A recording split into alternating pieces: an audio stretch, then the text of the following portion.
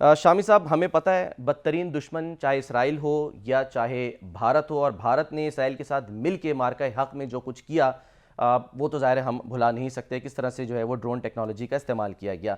लेकिन पूछने वाले ये सवाल कर रहे हैं कि ये क्या मौका है कि इस टाइम के ऊपर उनका विजिट और वहाँ जाकर वहाँ की पार्लियामेंट से खिताब करना, और मोहब्बत जाग रही है उन लोगों के लिए जो कि जिनका ताल्लुक ज़ाहिर है इसराइल से है, लेकिन जो लोग फ़लस्तीन में शहीद हुए उनके लिए एक लफ्ज़ जो है वो नहीं निकला नरेंद्र मोदी के मुंह से।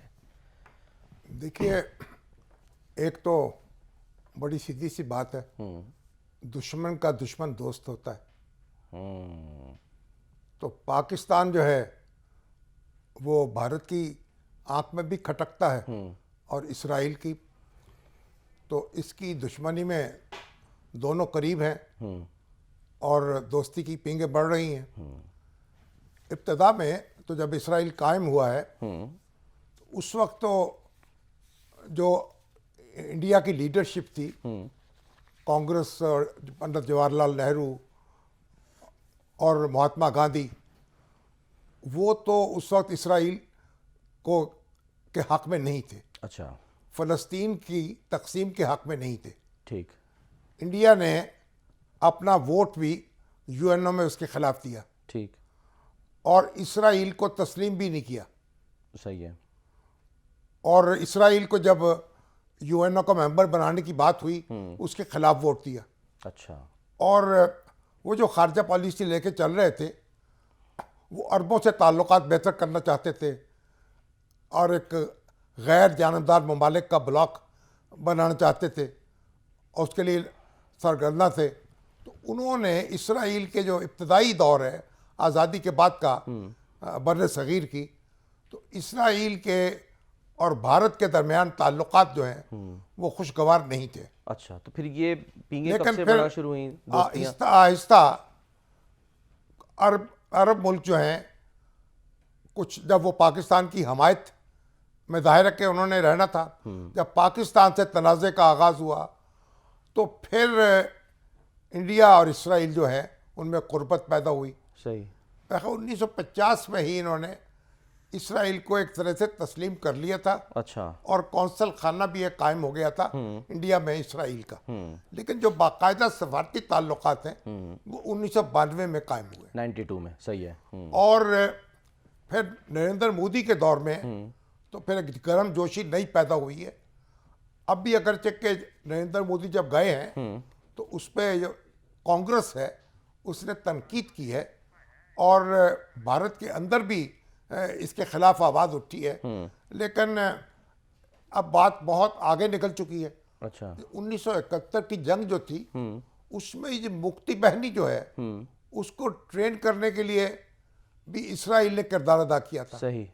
और उस वक्त भी असला प्रोवाइड किया था और ताउन किया था इंडिया के साथ। ठीक। अगरचे उस वक्त तक इंडिया से बाज़ाब्ता सफारती ताल्लुकात कायम नहीं थे, लेकिन मामलात उनके कुर्बत के चल रहे थे। ठीक है। और अब दिन दहाड़े अब टेक्नोलॉजी के मैदान में, डिफेंस में, एग्रीकल्चर में और साइंस में उनका ताउन जो है उसमें रोज़ बरोज़ बढ़ता जा रहा है।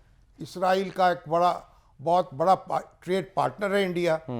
और इसराइल जो है जिन मुल्कों को असला फ़रोख्त करता है उनमें भारत सर फहरिस्त है। और अभी कुछ अर्सा पहले एक सर्वे हुआ था इसराइल में, तो 71% इसराइलियों ने भारत को पसंदीदा मुल्क करार दिया था। अच्छा। यानी उनको भारत जो है बहुत पसंद है और दोनों मुल्कों के दरमियान जो तजारत है वो अब तो कई बिलियन डॉलर को छू रही है। और 42% जो इसराइली असला है उसकी एक्सपोर्ट इंडिया को होती है। जो टोटल एक्सपोर्ट है इसराइल की उसका यानी आप आधी एक्सपोर्ट सिर्फ इंडिया को होती है। और उसका किरदार शामी साहब जो मार्का हक था उसमें कोई ढका छुपा नहीं था कि वो जो ड्रोन मार्का हक टेक्नोलॉजी में का उन्होंने इस्तेमाल साथ हुआ। दिया। हाँ। उससे पहले करगिल की लड़ाई में भी इसराइल और इंडिया के दरमियान ताउन रहा।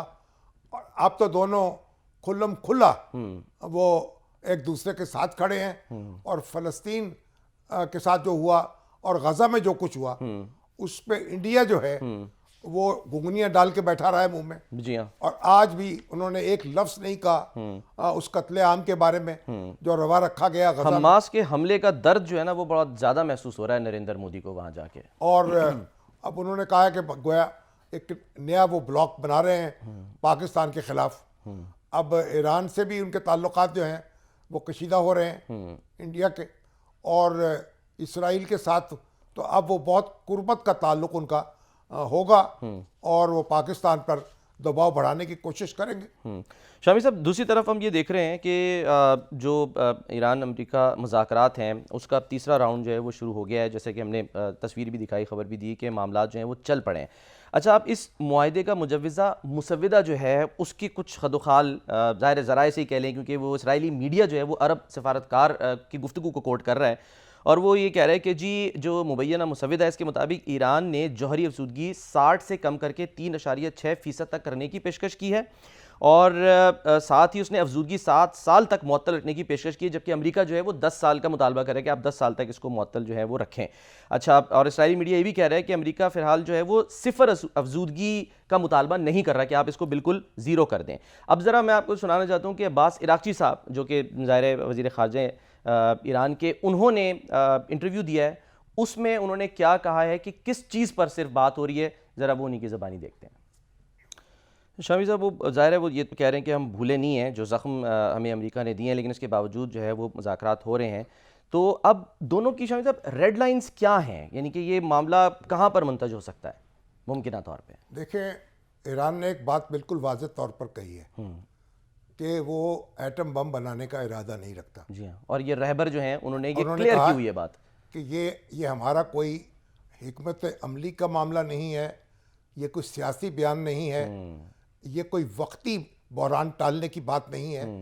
हम फ़िक़ही तौर पर और अक़ीदतन इस बात पे यकीन रखते हैं, और जब रहबर ने यह ऐलान कर दिया तो ये हमारे लिए गोया एक बिल्कुल पत्थर पर लकीर है। ठीक है, लेकिन इस बात का अंदाज़ा ज़ाहिर है अमेरिका को तो नहीं है, वो तो बार बार चाहे वो डोनाल्ड ट्रंप हो तो यही बात कर रहे हैं। अब मसला ये है कि ईरान एटमी हथियार नहीं बनाना चाहता, लेकिन वो कह रहा है पुरअमन इस्तेमाल के लिए एटमी तवानाई जो है उसका हसूल उसका हक है।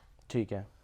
अब इसका मगर प्रेसिडेंट ट्रंप जो है, और उनका कहना यह है कि ये प्रोग्राम जो है पाकिस्तान इनका ईरान का ये बिल्कुल ख़त्म होना चाहिए। सही। और इसको कभी किसी सूरत भी इनको हम एटमी हथियार बनाने नहीं, और अगर किया तो वो याद दिला रहे मिडनाइट हैमर का। शायद साहब उन्हीं की ज़बानी सुनी जो स्टेट ऑफ द यूनियन में तबाह कर दिया। हाँ जी, उस वक्त तबाह कर दिया सारा कुछ। बिल्कुल। तो स्टेट तबाह ऑफ कर द दिया यूनियन, तो मुज़ाकरात की क्या ज़रूरत थी? स्टेट ऑफ द यूनियन खिताब में उन्होंने ईरान का नाम लेके क्या बातें की, ज़रा वो देखिए डोनाल्ड ट्रंप क्या फरमा रहे थे। सीक्रेट वर्ड तो दे दिया ना कि वो क्लियर कर रहे हैं कि हमने जो है वो हथियार हासिल नहीं करना, मकसद नहीं है। जब वो ये कहते हैं कि हमने तो जो उनको बम्बार्डमेंट की थी, इनकी तनसीबात तबाह कर दी थी, अगर वो तनसीबात तबाह हो गई थी फिर किस चीज़ तो का फिर आप इस बात पर मुज़ाकरात किस बात पे हो रहे हैं? फिर ईरान से क्या मुतालबा हो रहा है? इसका मतलब ये है कि वो तनसीबात तबाह नहीं हुई।